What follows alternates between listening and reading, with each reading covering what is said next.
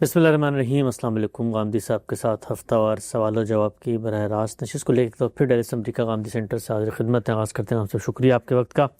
ہم سب اسی جگہ پر بیٹھ کے آج سے کم و بیش 2-2.5 سال پہلے، جس وقت امریکی حکومت نے اپنے فوجیوں کا افغانستان سے انخلا کیا تھا، تو آپ سے ہم نے گفتگو کی تھی۔ مختلف قسطیں موجود ہیں، لوگ تاریخ کو جا کر وہاں پڑھ سکتے ہیں۔ غامدی صاحب نے متنبع کیا تھا کہ ہم اپنے پڑوس میں جس طرح کے مذہبی گروہ کی حکومت کو حمایت کے ذریعے سے لانے کی کوشش کر رہے ہیں، اس کا ایک بہت خطرناک نتیجہ اور خمیازہ ہے جو ہمارا ملک اور ہماری قوم اور یہاں کے ادارے بھگتیں گے۔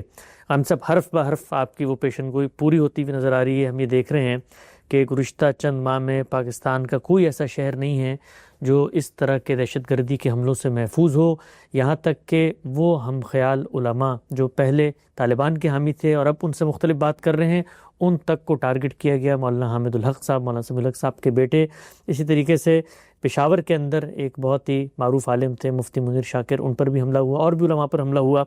پوچھنا میں آپ سے بھی چاہتا ہوں، آپ نے یہ متنبع کیا بار بار اور قوم کو بھی، اداروں کو بھی بتایا کہ یہ ایک بہت ہی مہلک ٹائم بومب کی اصطلاح غامدی صاحب نے استعمال کی تھی، جس کو ہم نے اپنے پڑوس میں رکھ دیا ہے اور یہ پھٹے گا اور اس کے اثرات ہم محسوس کریں گے۔ پوچھنا میں آپ سے چاہتا ہوں، کیسے تجزیہ کیا تھا آپ نے؟ کیا گمان تھا آپ کا؟ کیا خیال تھا کہ یہ کچھ ہونے جا رہا ہے؟ کچھ اس کے پیچھے سائنس تھی، منطق تھی، یا محض آپ کا ایک خیال تھا کہ یہ ہو جائے گا؟ بڑی سادہ سی بات ہے۔ وہ لوگ جن کی مدد کی جا رہی تھی یا جن کے ذریعے سے افغانستان میں تبدیلی لانے کی کوشش کی جا رہی تھی، وہ کسی نسلی بنیاد پر یا کسی قومی جذبے سے اس کے لیے متحرک نہیں ہوئے تھے۔ اس میں اصلی جذبہ، اصلی فکر مذہب کا جذبہ اور مذہب کا فکر تھا۔ مذہب کا جذبہ اور مذہب کا فکر اپنی ایک منطق رکھتا ہے۔ فکری لحاظ سے جب آپ ایک مقدمہ قائم کر لیتے ہیں تو اس مقدمے کی پھر کوئی حدود نہیں ہوتے۔ وہ اگر ایک عالمگیر صداقت کے طور پر قبول کیا گیا ہے تو اس کے اثرات بھی عالمگیر ہوں گے۔ اس میں اگر کسی چیز کو ناجائز قرار دیا گیا ہے تو ناجائز قرار دینے کا کیا قاعدہ ہے، وہ قاعدہ جہاں جہاں اس کا اطلاق ہوگا مؤثر ہو جائے گا۔ یہ ایک سادہ بات ہے، یعنی اس میں نہ کوئی مستقبل کا علم چھپا ہوا ہے، نہ اس میں کسی الہام کا دعویٰ کیا گیا ہے۔ چونکہ ایک فکری بنیاد ساری حرکت کا باعث بن رہی ہے، تو وہ فکری بنیاد کیا ہے؟ اس فکری بنیاد کو میں بھی جانتا ہوں، اسے آپ بھی جانتے ہیں، ہر وہ شخص جانتا ہے جس نے مذہب کا مطالعہ کیا ہے، علمی طریقے سے مطالعہ کیا ہے۔ وہ فکری بنیاد یہ ہے کہ ہمیں دنیا میں اللہ کے دین کا غلبہ قائم کرنا ہے اور اللہ کی شریعت کو نافذ کرنا ہے۔ یہ ہماری دینی اور اخلاقی ذمہ داری ہے۔ اس کو اگر آپ بنائے استدلال بنا کے کچھ لوگوں سے کہیں گے کہ آؤ یہ کام افغانستان میں کرتے ہیں، تو افغانستان میں جب وہ کامیاب ہو جائیں گے تو باقی دنیا کو کیوں معاف رکھیں گے؟ اس کا لازمی نتیجہ یہی ہونا چاہیے۔ چنانچہ اس زمانے ہی میں جس طرح سے طالبان کے بعض گروہ وہاں منظم تھے، اسی طرح سے طالبان کی تحریک پاکستان میں بھی منظم ہو گئی تھی، اور پاکستان میں بھی وہ یہی سمجھتے تھے کہ بظاہر تو دونوں جگہوں میں کوئی فرق نہیں ہے۔ اگر وہاں امریکہ کے زیر اثر کوئی حکومتیں قائم ہو رہی ہیں تو یہاں پر بھی اسی طرح کے اثرات موجود ہیں۔ اگر وہاں کی افواج قومی مقاصد کے لیے منظم کی جا رہی ہیں تو یہاں کی افواج کا معاملہ ہی وہی ہے۔ ان کے خیال کے مطابق اگر وہاں اس درجے میں دین کا نفاذ نہیں ہوا یا شریعت کا نفاذ نہیں ہوا جو وہ سمجھتے ہیں کہ ہونا چاہیے، تو وہ پاکستان میں بھی نہیں ہے۔ تو جب اس مقدمے کو آپ لے کر اٹھیں گے تو یہ کیسے ہو سکتا ہے کہ لوگ اپنی جانیں دینے کے لیے تیار ہو جائیں اور کسی مقدمے، کسی فکر، کسی استدلال کی بنیاد پر تیار ہو جائیں اور وہ ایک جگہ تک محدود ہوں؟ وہ تو جہاں مواقع پائیں گے اس چیز کو عام کرنے کی صحیح کریں گے۔ یعنی اگر تو کوئی انقلاب قومی بنیاد پر آیا ہے، آپ نے یہ کہا کہ مثال کے طور پر کشمیر کا علاقہ ہمارا علاقہ ہے، اس میں ہماری حکومت ہونی چاہیے، تو یہ قومی یا علاقائی بنیاد ہے۔ سعودی عرب میں بھی آیا تھا اس طرح؟ اسی طریقے سے جیسے سعودی عرب میں ایک اقدام کیا گیا یا ایران میں مثال کے طور پر ایک اقدام ہوا، تو ہر اقدام اپنا ایک ریشنل بیان کرے گا۔ اگر وہ قومی سطح تک محدود ہے تو آپ کہہ سکتے ہیں کہ اس کے اثرات بھی وہیں تک رہیں گے، لیکن اگر اس کی بنائے استدلال قومی نہیں ہے، لسانی نہیں ہے، علاقائی نہیں ہے، جغرافی نہیں ہے، تو پھر جو بنائے استدلال ہوگی وہ جہاں پائی جائے گی وہاں تک حکم جائے گا۔ یہ بالکل وہی بات ہے جو ہمارے ہاں دین کے فہم میں کہی جاتی ہے کہ ان الحکم یدور مع اللہ وجودا وعدما، یعنی اللہ تعالیٰ جب کوئی حکم دیتے ہیں تو وہ کسی ریشنل، کسی علت پر مبنی ہوتا ہے۔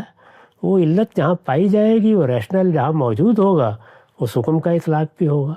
تو میرے نزدیک تو یہ بالکل ایک نوشتہ دیوار کی طرح کی چیز تھی۔ میں اس کو پڑھ رہا تھا، مجھے معلوم تھا کہ یہی ہونا ہے، یہی ہوگا، چنانچہ میں نے اس پر لکھا بھی ہے، میری کتاب مقامات میں ہے کہ اگر آج آپ اس بنائے استدلال کو ختم نہیں کریں گے تو آخر میں پھر اس طرح کی چیزوں کا علاج یہی ہوتا ہے کہ لڑنے مرنے ہی سے ختم ہوتی ہیں، اور لڑنے مرنے کے نتائج کیا ہوں گے؟ وہ قوت کے تناسب پر نکل آتے ہیں۔ آپ کے پاس قوت زیادہ ہوگی، آپ کامیاب ہو جائیں گے، دوسرے کے پاس زیادہ ہوگی، وہ کامیاب ہو جائے گا۔ اس لیے کہ جب قوت کا مقابلہ ہوتا ہے تو اس میں تو قوت کا تناسب ہی اصلاً فیصلہ کن ہوتا ہے۔ لیکن بنائے استدلال کیا ہے؟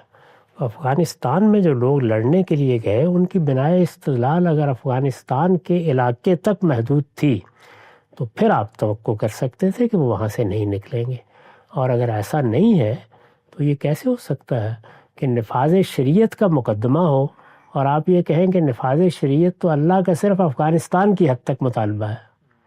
وہ مطالبہ جہاں جہاں پہنچے گا وہاں اس کے اثرات بھی ہوں گے، اور وہاں وہ دعوت بھی اپنے لیے برگزار تلاش کرے گی۔ یہ ناگزیر تقاضا ہے۔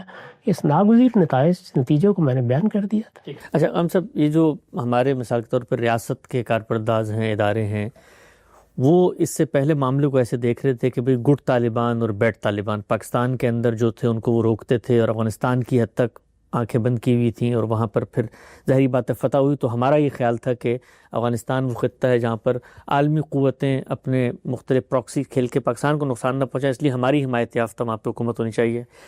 لیکن جو تخمینے تھے، جو اندازے تھے، جو تائید اور نصرت کی تاریخ تھی، اس سے تو بڑا مختلف نتیجہ نکلا کہ وہ لوگ جن کو ہم اپنا محسن سمجھتے تھے بالکل ہی نظریں پھیر لیں، اور پاکستان تاریخ میں پہلی دفعہ اقوام متحدہ میں طالبان کے خلاف مقدمہ لے کر گیا ہے کہ وہاں پر دہشت گردی کی پناہ گاہیں ہیں۔ پوچھنا میں آپ سے چاہتا ہوں کہ جو وہاں پر لوگ بیٹھے ہوئے ہیں، آخر وہ بھی تو سوچتے ہوں گے کہ ہمیں ایک حکومت مل گئی ہے تو اب ہم اپنی جو بھی شریعت نافذ کرنی ہے اپنے علاقے میں کریں، اور جو ہمارے محسنین تھے انہوں نے ہم سے نظریں کیسے پھیر لیں ہم سے؟ یہ جہاں سے آپ نے بات اٹھائی ہے وہ مقدمہ ہی صحیح نہیں ہے۔ یعنی نہ کوئی برے طالبان تھے نہ اچھے طالبان تھے، سب ایک ہی طرح کے طالبان تھے۔ یہاں کے لوگ ان کی مدد کر رہے تھے، وہ ان کی مدد کر رہے تھے۔ خود یہ کہتے تھے کہ ہم لوگ تو اسی قیادت کے تحت یہ جدوجہد کر رہے ہیں۔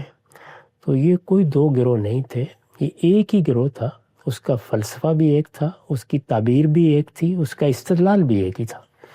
وہ ایک دوسرے کے دست و بازو بنے ہوئے تھے، اور یہاں کی طالبان تحریک نے وہاں کے لوگوں کی بے پناہ مدد کی ہے۔ یہ کیسے ہو سکتا تھا کہ وہ ان سے آنکھیں چرا لیں؟ جہاں تک پاکستان کا یا پاکستان کی حکومت کا تعلق ہے تو وہ ایسے احمق نہیں ہیں۔ وہ اس وقت بھی یہ جانتے تھے کہ یہ لوگ اپنے مفاد میں ہماری مدد کر رہے ہیں۔ اس طرح کی مدد کسی بھی گروہ کو ملے گی تو وہ ضرور اسے قبول کرے گا۔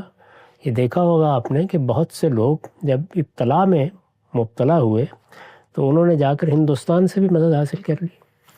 نظریاتی تحریکیں تو یہ دیکھتی ہیں کہ ان کو اپنے نظریے کو کامیاب کرنا ہے، اس کے لیے انہیں کہاں سے مدد ملتی ہے۔ اگر کوئی فاسق و فاجر بھی ان کی تائید کر دیتا ہے، کوئی کافر و مشرک بھی ان کی تائید کر دیتا ہے، تو وہ یہ سمجھتے ہیں کہ یہ اللہ کی عنایت ہوئی ہے، انہیں اس کا موقع مل گیا ہے۔ چنانچہ اس بنیاد پر میں نہیں سمجھتا کہ ان کے بارے میں یہ کہنا چاہیے کہ انہوں نے نظریں پھیر لیں یا انہوں نے احسان فراموشی کی ہے۔ وہ سمجھتے ہیں کہ پاکستان نے اپنے مفاد میں مدد کی تھی، ان کا مفاد ان کو حاصل ہو گیا، ہمارا نظریہ ہماری جگہ موجود ہے۔ تو ان کے زاویے سے اگر آپ دیکھیں تو انہوں نے اس طرح کا کوئی معاملہ نہیں کیا۔ وہ بالکل ٹھیک اسی اصول پر کھڑے ہیں جس اصول پر وہ اس سے پہلے اپنی جانیں دے رہے تھے۔ یعنی میں ان کے نظریے سے اختلاف کرتا ہوں، میں ان کے طریقے سے اختلاف کرتا ہوں، لیکن میں اس طرح کا کوئی الزام ان پر نہیں لگا سکتا۔ انہوں نے جو مقدمہ قائم کیا ہے اس کے لازمی فکری منطقی نتائج ہیں جو ہم اب دیکھ رہے ہیں۔ یعنی یہ ہماری غلطی ہے، اگر ہم نے اس معاملے میں غلط رائے قائم کی ہے تو ہمیں اپنا سر پیٹنا چاہیے۔ میں تو ہر مرحلے پر متنبہ کرتا رہا ہوں کہ آپ یہ اپنی قبر خود کھود رہے ہیں، اس کے نتائج نہایت خطرناک نکلیں گے۔ جب آپ اپنے ہمسائے میں مذہبی بنیاد پر ایک حکومت قائم کر لیں گے اور وہ ایک ایسا فکر رکھتی ہے جو فکر آپ کے مدارس میں پڑھایا جا رہا ہے، جس کے سرپرست آپ کے اپنے علاقوں میں موجود ہیں، تو آپ پھر تیار رہیے اس کے لیے کہ وہ آپ کے خلاف بھی جب موقع پائیں گے اسی نوعیت کے اقدامات کریں گے۔ یہ بات بھی ہم جانتے تھے کہ افغانستان نے کبھی اس سرحد کو قبول نہیں کیا جسے ہم پاکستان اور افغانستان کے درمیان ڈیورنڈ لائن کے نام سے اپنی سرحد سمجھتے ہیں، وہ اس کو قبول ہی نہیں کرتے۔ خود تاریخی لحاظ سے بھی اس میں بڑی بحثیں موجود ہیں، کون سا علاقہ افغانستان کا علاقہ ہے، کون سا علاقہ ہندوستان کا علاقہ ہے۔ یہ خطہ اپنے علاقے بھی تاریخ میں تبدیل کرتا رہا ہے، تو اس میں نہ تو قومی نہ جغرافی بنیاد پر کوئی استدلال کیا جا سکتا تھا۔ اگر یہاں مذہبی بنیاد پر کوئی جدوجہد ہوگی تو وہ سرحدیں نہیں دیکھے گی، وہ جہاں مواقع پائے گی۔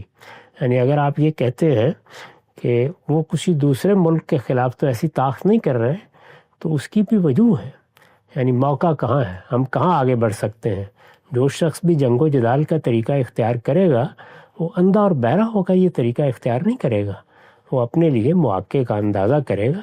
اگر اس کے لیے مواقع موجود ہے تو وہ یقیناً اس کی جانب بڑھے گا۔ اب اگر وہاں کے لوگ ان کو روکیں گے بھی، جو یہاں سے طالبان گئے ہوئے ہیں، تو یہ اتنا آسان نہیں ہے کہ وہ رک جائیں۔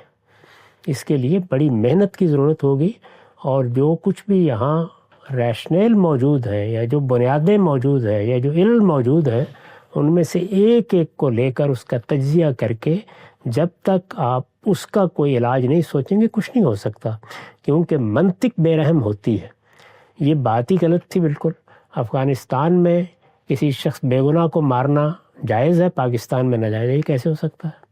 افغانستان کی افواج کے خلاف اقدام کرنا جائز ہے، یہاں کی افواج کے خلاف اقدام کرنا ناجائز ہے، یہ کیسے ہو سکتا ہے؟ یعنی آپ کسی آدمی کو جب مذہب کی بنیاد پر یا فکر کی بنیاد پر یا منطق کی بنیاد پر قائل کریں گے تو وہ تو پوچھے گا کہ دونوں میں یا تو آپ بتائیے فرق کیا ہے، دونوں میں کوئی فرق نہیں ہے۔ وہاں پر جو دستور بنایا گیا تھا وہ ہمارے ملک کے دستور سے زیادہ اسلامی ہے، ابھی کسی وقت اس کا تقابل کر کے دیکھ لیجیے۔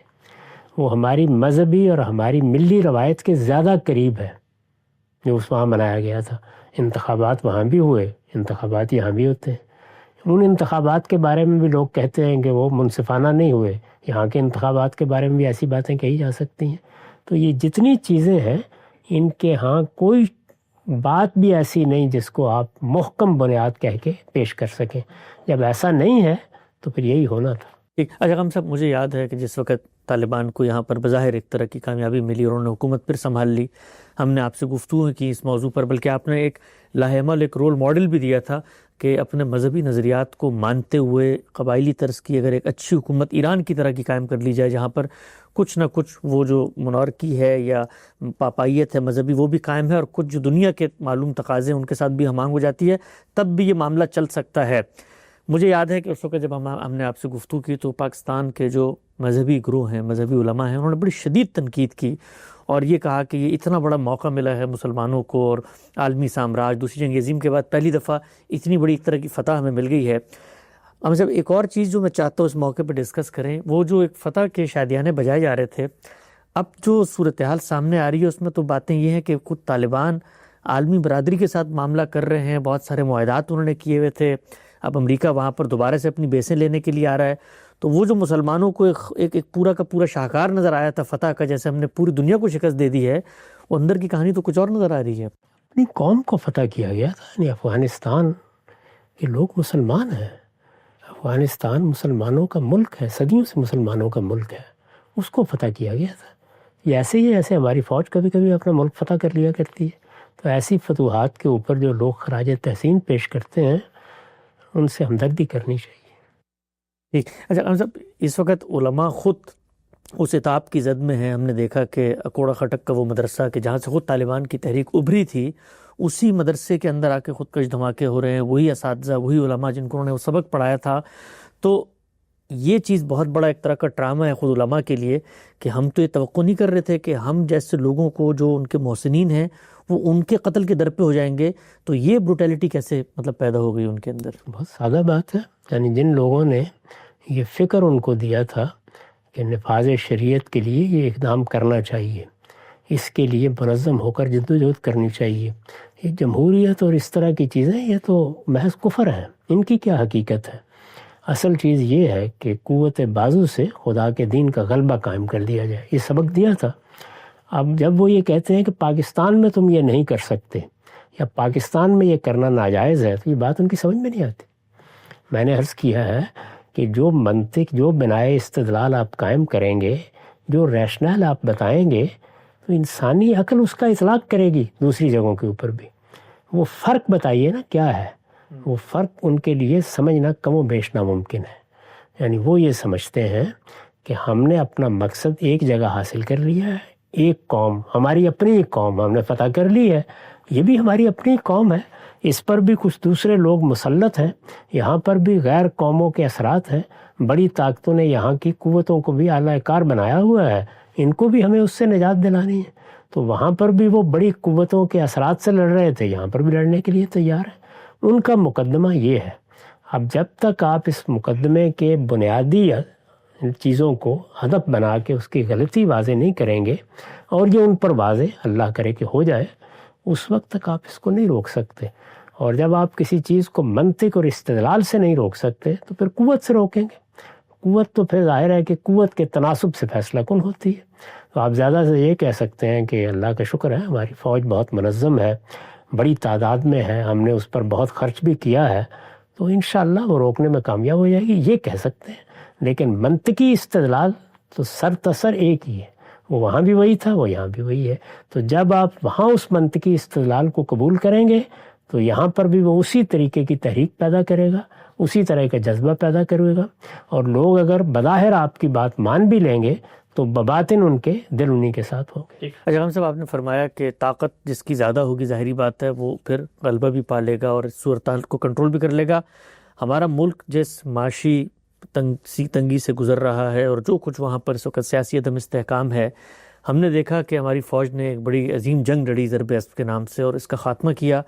تصور میں آتا تھا کہ شاید یہ معاملہ ختم ہو گیا ہے، لیکن اگر پھر سے اسی نوعیت کی جنگ ہوگی تو پھر اس کی قیمت ہے جو ہماری قوم نے پچھلے 5-7 سال بھی چکائی، مزید بھی چکانی پڑے گی. اس سب میں کوئی ایک ایسا 1 پوائنٹ ایجنڈا، کوئی لاہ عمل جو پاکستان کو مثبت تبدیلی کی طرف لے جا سکے. ہماری مسلح افواج جو اس بڑے چیلنج سے نبرد آزما ہیں، وہ لڑنے کے علاوہ اور کیا کر سکتے ہیں سماجی سطح پر، یا ہمارے دانشور یا ہمارے علماء، کہ جس سے یہ افراد بار بار پیدا نہ ہو؟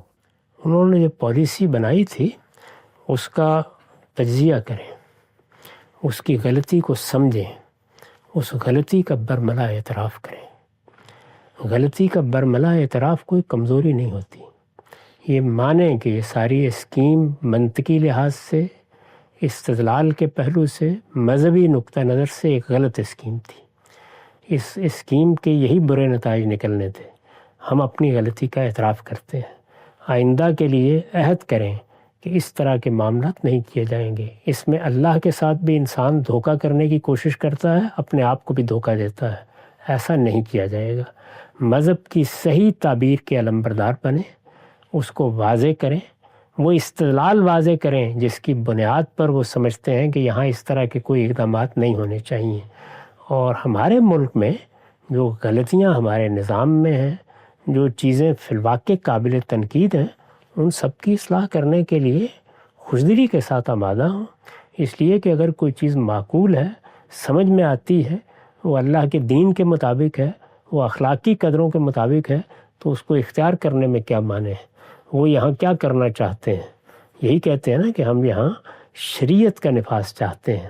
شریعت کیا ہے، اس کے کیا تقاضے ہیں، ان کو سامنے رکھ کے استدلال کے ساتھ یہ بتایا جائے ہم کیا کر چکے ہیں، ہم کیا آگے جا کے کریں گے، کیا چیزیں کرنی ہمارے لیے مشکل ہیں، اس میں ہمارا عذر کیا ہے.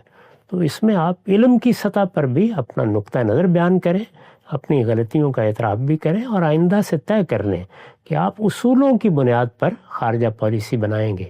اصولوں کی بنیاد پر خارجہ پالیسی اگر بنائی جائے تو پھر اس طرح کی صورتحال کبھی پیش نہیں آتی۔ افغانستان کے معاملے میں ہمیں کیا کرنا تھا؟ ہمیں ہر حال میں وہاں ایک جمہوری حکومت کی تائید کرنی چاہیے تھی۔ افغانستان کی قوم کے اس حق کو ماننا چاہیے تھا کہ انہیں اپنے حکمران منتخب کرنے کا موقع ملنا چاہیے، اور اب بھی ہمارا مطالبہ یہی ہونا چاہیے کہ افغانستان کے عوام کو یہ حق ملے کہ وہ اپنے لیے حکمران منتخب کریں، یعنی وہی سیاسی اقدار جن کا میں بارہا ذکر کرتا ہوں، جمہوریت، انسان کے بنیادی حقوق کی حفاظت، قانون کی حکمرانی، ان چیزوں کو آج بھی آپ اسی طرح اختیار کریں، اور بغیر کسی شرط کے اور تحدید کے دنیا میں جہاں بھی کوئی معاملہ ہو رہا ہے وہاں انہی کے علمبردار بن کر کھڑے ہوں۔ اگر کس کی تائید کریں تو انہی پر تنقید تائید کریں، اور کسی سے اختلاف کریں تو انہی کی بنیاد پر اختلاف کریں، تو پھر آپ کا ایک موقف ہوگا، اس کو دنیا کی بھی تائید حاصل ہوگی، اس کو اللہ تعالیٰ کی بھی تائید حاصل ہوگی، اور اس میں کوئی شبہ نہیں ہے کہ اللہ تعالیٰ نے ایسے اسباب فراہم کر رکھے ہیں کہ آپ اس بحران سے نکل جائیں گے۔ لیکن یہ سب چیزیں ضروری ہیں، ان کے بغیر تو پھر ظاہر ہے کہ طاقت کا اندھا استعمال ہے، اس میں میں نے پہلے عرض کر دیا کہ وہاں تو طاقت کا نسبت تناسبی فیصلہ کن ہوتا ہے۔ تو بالکل واضح ہو گیا اس وقت پاکستان پر جو خطرات کے بادل چھائے ہوئے ہیں، اور ایک طرح کا ٹائم بوم جس کو قرار دیا تھا غامدی صاحب نے، ہمارے پڑوس میں موجود ہے، وہ پھٹنے کو تیار ہے۔ اس کے مظاہر روز ہماری گلی بازار میں، چوک چوراہوں میں نظر آ رہا ہے، کچھ خون کا بازار گرم ہو رہا ہے۔ اس سے کیسے نکلا جا سکتا ہے؟ غامدی صاحب سے ہم نے استفادہ کیا، وقت یہاں پہ ختم ہوتا ہے، دوبارہ حاضر خدمت ہوں گے، اب تک آپ لوگ کا بہت شکریہ۔